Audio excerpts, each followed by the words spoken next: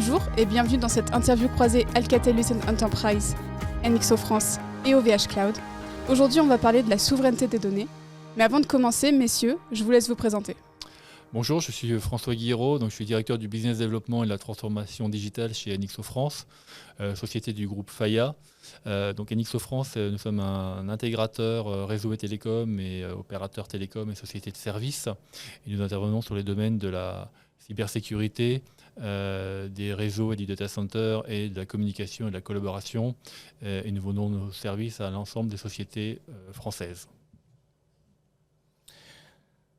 Moussa Zagloud, en charge des activités cloud pour le groupe Alcatel-Lucent Enterprise, société qui présente dans plus de 80 pays et qui met à disposition des solutions de connectivité, de collaboration, de communication, mais aussi cloud, à des clients entreprises, qu'ils soient très petits entreprises jusqu'aux multinationales, et ce, effectivement, au travers de business partners dans le monde.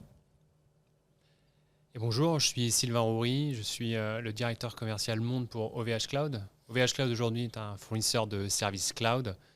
Nous servons à peu près 1 600 000 clients à partir de nos 33 et bientôt 35 data centers partout dans le monde. Nos services consistent à mettre en place les infrastructures, mais aussi les plateformes de services cloud qui sont utilisées par les entreprises pour changer la manière dont elles consomment l'IT et passer dans le monde du cloud. Merci. Est-ce que vous pouvez nous parler maintenant des challenges les plus importants que les entreprises rencontrent quand il s'agit de la souveraineté des données ? Avec la pandémie qu'on a vécue et qu'on continue à vivre, les entreprises ont de plus en plus mis en œuvre des projets de transformation digitale, à la fois pour mettre en œuvre le télétravail, mais également pour changer et numériser leur business, améliorer leur processus, mais également digitaliser leur business avec leurs propres clients. Et à partir de là, la donnée et la gestion de la donnée sont devenus des éléments hyper importants de ces projets de transformation, digitale. Donc se pose le problème de la souveraineté des données. Alors la souveraineté des données, qu'est-ce que c'est ?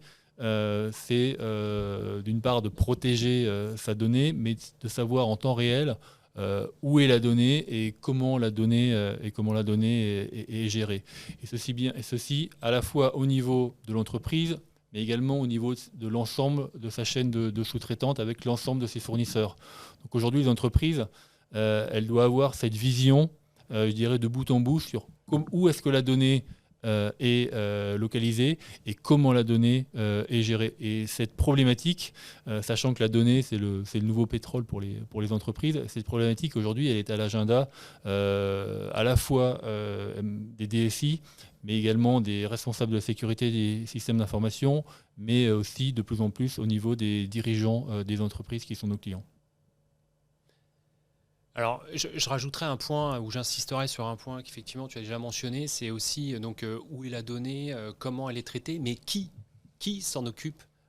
C'est aujourd'hui extrêmement important, puisque on l'a vu, un certain nombre de dispositions nationales sur les acteurs qui s'occupent de la donnée de près ou de loin peut avoir un impact sur cette donnée directement, sans bien même que l'utilisateur ou même le propriétaire de cette donnée en soit informé. Ces fameuses lois extraterritoriales qui permettent à un État de pouvoir réquisitionner, accéder à ces données sans en informer l'utilisateur sous les prétextes de sécurité nationale. C'est le Cloud Act aux États-Unis. Donc ces dimensions-là, effectivement, sont devenues extrêmement importantes parce qu'on se rend compte au moment où on voit des tensions un peu géopolitiques, mais aussi on voit que les entreprises sont de plus dépendantes de leur transformation numérique, une volonté d'être vraiment en contrôle. Et on se rend compte qu'à un moment donné, on obéit à des lois qui sont parfois mises à mal par d'autres régulations qui nous échappent. Et c'est quelque chose qui nous fait perdre le contrôle sur ces données. Alors le premier risque, à mon sens, aujourd'hui pour les entreprises, c'est un risque réputationnel par rapport à cette situation de fait qui pourrait mettre les entreprises dans une situation un peu en porte-à-faux avec leurs utilisateurs ou leurs clients. Parce qu'il y a un risque juridique aussi, mais on se rend bien compte que le risque juridique aujourd'hui, même s'il existe factuellement, est un petit peu atténué par le fait que la situation qui est assez cocasse en ce moment, c'est que fondamentalement, on a reconnu qu'il y avait incompatibilité entre le Cloud Act et le RGPD, mais par contre, nous n'appliquons pas de sanctions. Donc on va dire que le risque juridique, pour l'instant, est en sursis Par contre, le risque réputationnel, lui, existe bel et bien. Pour nous, le challenge en tant que constructeur de solutions de communication, c'est clairement de nous assurer que ces informations que nous échangeons dans nos solutions, puisque finalement communiquer c'est échanger de l'information, eh bien obéissent à des règles technologiques et de process pour garantir justement à ce que quand on utilise des solutions de communication, eh bien le client soit assuré et rassuré sur le chemin que prennent ces données, où elles sont stockées et comment est-ce qu'il peut y avoir accès. Alors le challenge vient du fait que pendant très longtemps, nos solutions étaient hébergées dans l'entreprise même, chez nos clients, donc il n'y avait pas vraiment de problématique de données puisqu'elles étaient confinées. Et grâce à la transformation digitale et notamment aux solutions cloud dont nous sommes les providers avec nos amis aujourd'hui, eh bien, les données sont, pour le bien du client, sont hébergées dans le cloud. Justement pour permettre une mobilité totale. Je peux me balader partout et je peux avoir accès à tous mes outils de communication, je peux collaborer, je peux échanger grâce au fait que mes données sont dans le cloud. Et bien c'est ce challenge-là, c'est-à-dire c'est l'avantage de cet hébergement dans le cloud qui amène le challenge qui est de dire qui contrôle cette donnée, où elle est, qui a le droit de la toucher, etc., etc. Donc notre challenge à nous, c'est de nous assurer que techniquement, on est vraiment...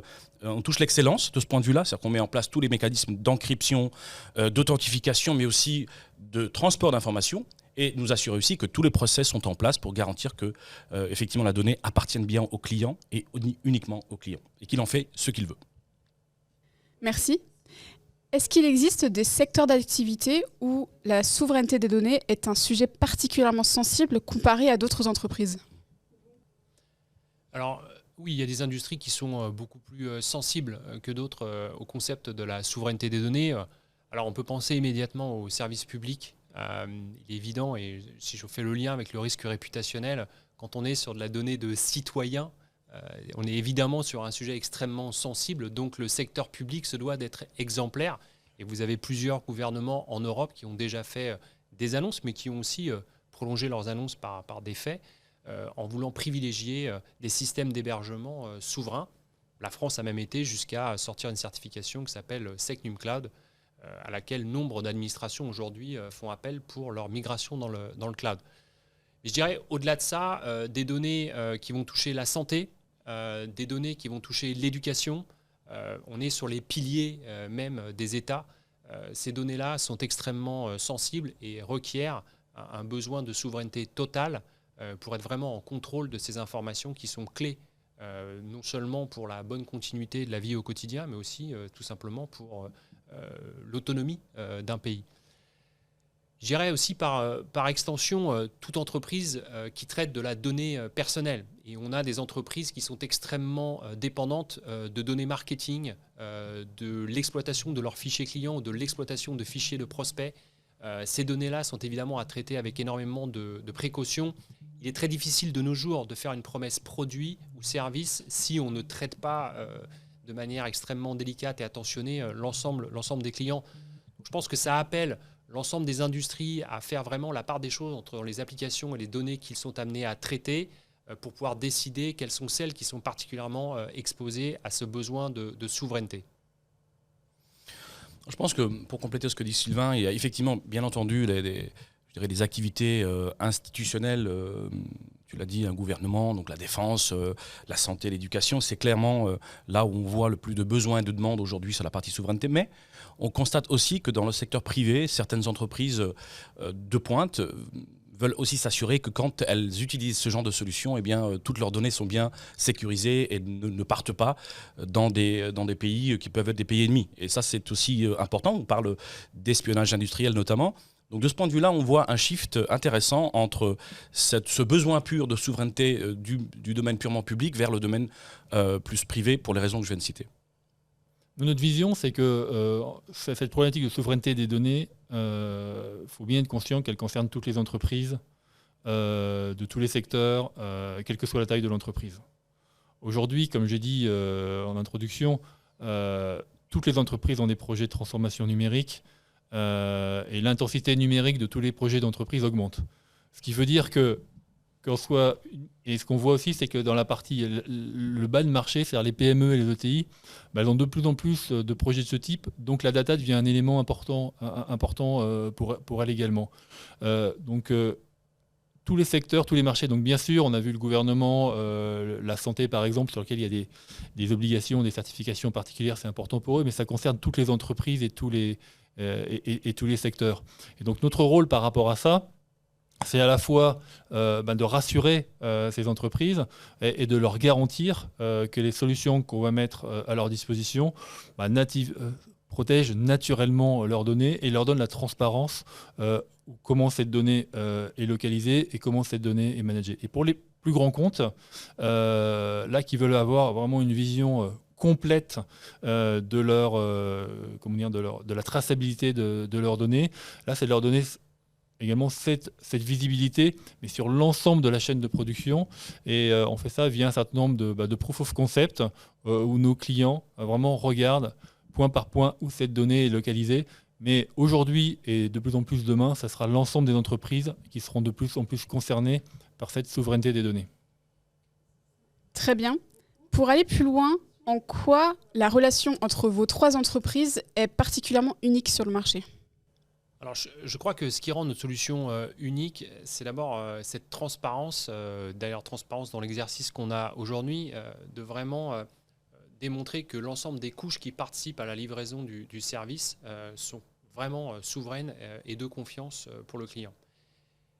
C'est quelque chose de contre-intuitif finalement, puisque pendant des années, nous avons et nous consommons nombre de solutions qui sont très automatisées. On appuie sur un bouton, ça marche et on ne cherche pas trop à savoir comment ça se passe. On va plutôt privilégier la facilité d'utilisation, la simplicité d'accès. Or, avec cette histoire de souveraineté des données, cette histoire de souveraineté technologique, on a besoin de comprendre quels sont les différents acteurs pour être vraiment en situation de confiance, en situation de souveraineté vis-à-vis des données, pour ne pas se retrouver en porte-à-faux avec nos clients, avec une régulation qu'on ne maîtrise pas. Et je pense que nous représentons cette chaîne de valeur depuis les racines même de la production de la puissance IT que nous représentons avec OVH Cloud sur le cloud, donc le compute, le storage, le réseau, et puis les différentes briques de solutions qui sont amenées par chacun des prestataires jusqu'à l'utilisation finale du client. Donc cette relation de confiance entre nous qui met à disposition l'ensemble des couches, cette garantie de souveraineté de chacune de ces couches est quelque chose qui, à mon sens, rend la solution unique. Et je pense qu'en plus, dans le domaine des communications unifiées, c'est extrêmement compliqué d'arriver à ce degré de transparence avec une offre exhaustive. Alors, de ce point de vue-là, je dirais que la souveraineté est une brique extrêmement importante, mais elle n'est pas la seule requise pour pouvoir réussir dans nos domaines. Pourquoi ? Parce que si vous avez juste la souveraineté, mais vous ne touchez pas l'excellence avec les solutions et ce qu'on amène aux clients, finalement, la souveraineté ne sert à rien. Et de ce point de vue-là, on est en face de concurrents, notamment américains, et on doit être au même niveau, je dirais, de service. Et ensuite, on a un élément supplémentaire qui est la souveraineté qui nous permet d'être encore plus pertinent. Mais on doit toucher l'excellence dans nos solutions d'abord. Et pour ce faire, on se repose sur des compétences qui sont complémentaires. Donc, pour ce qui nous concerne, nous, on est des constructeurs de solutions de communication, de connectivité. On n'est pas des providers d'IaaS. C'est pour ça on se repose sur OVH Cloud, dont c'est l'expertise, qui ont effectivement à la fois la technicité, qui ont les personnes et qui ont les data centers. Nous, on a l'équivalent dans notre domaine.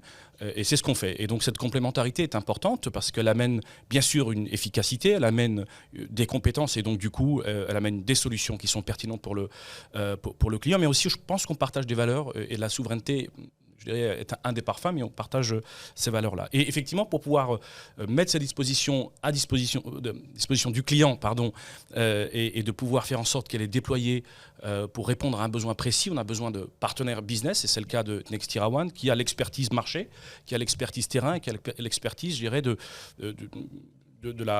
du contact client, et pour ça, eh bien, on ne vend pas nos solutions directement, on se repose sur l'expertise de Nextira One de ce point de vue-là. Donc à nous trois, je pense qu'on représente effectivement cette chaîne de valeur, à la fois sur ce qu'on veut atteindre en termes d'objectifs business, mais aussi de pouvoir assurer que le client finalement est entre de bonnes mains et que sa solution et ses données revenant sur la souveraineté est garantie. Pour compléter ce qui vient d'être dit, je pense qu'il est important de signaler pour nous qu'on a avec OVH Cloud, Alcatel-Lucent Entreprise et NXO, on a la même philosophie.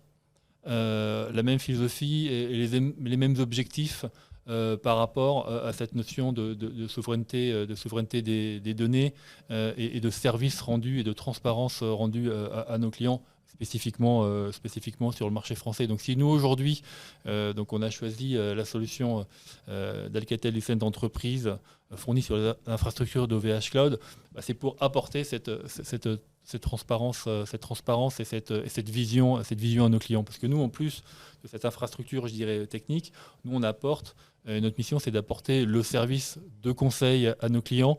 Donc, quelle solution choisir par rapport à leurs besoins propres. Et aujourd'hui, on voit qu'il y a un certain nombre de solutions qui sont disponibles sur le marché. Il y a un certain nombre de solutions qui sont disponibles dans notre portefeuille d'offres.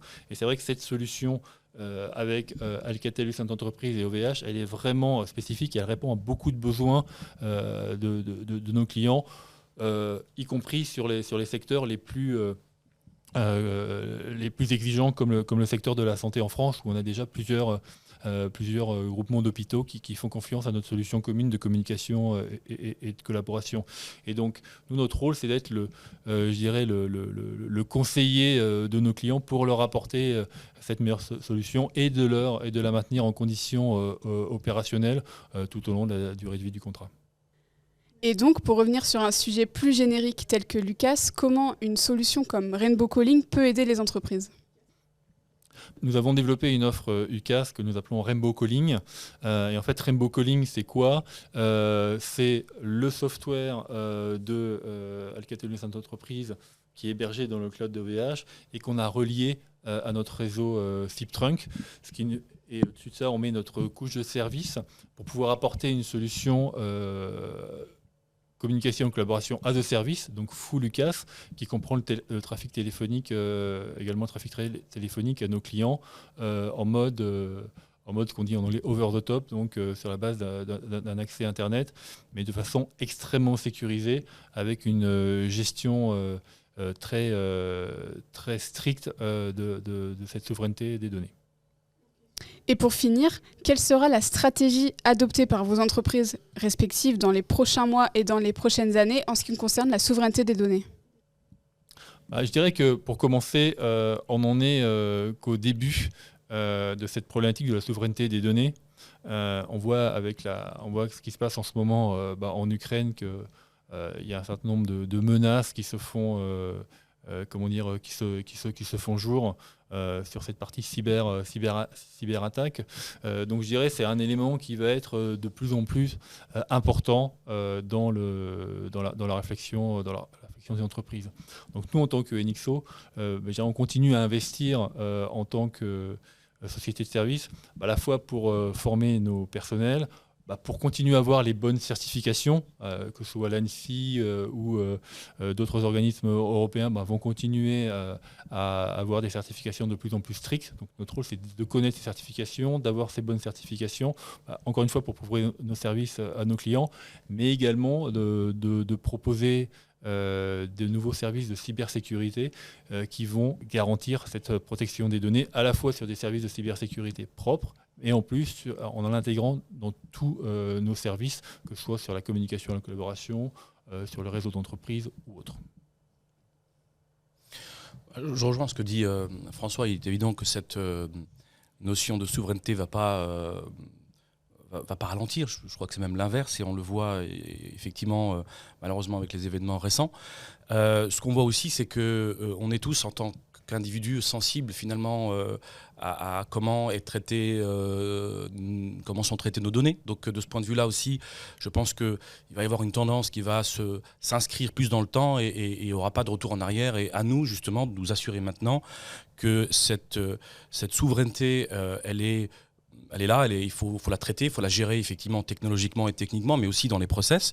Et pour ce faire, il faut pouvoir projeter dans le futur quelles sont les nouvelles compétences dont on va avoir besoin, à la fois sur la partie ingénierie, sur la partie opération, sur la partie encryption et également AI, parce que je pense que effectivement la partie intelligence artificielle va arriver aussi fort dans ces domaines-là pour détecter, notamment quand il y a des breaches sur tout ce qui concerne la gestion de la donnée. Donc ça, c'est important. Et pour ce faire, nous, ce qu'on veut, c'est qu'effectivement, on continue à renforcer nos solutions et à les développer pour qu'elles aillent de plus en plus vers ces valeurs et de pouvoir avoir les bonnes compétences dans l'entreprise. Je pense que c'est vrai pour tout le monde. Alors, de notre côté, je suis assez d'accord pour dire que le sujet va rester. Il prendra peut-être d'autres définitions, d'autres mots, mais cette volonté de reprendre le contrôle de la technologie, de la dominer et de ne pas trop la subir finalement, c'est vraiment ce mouvement de fond qui va continuer et qui va s'accélérer.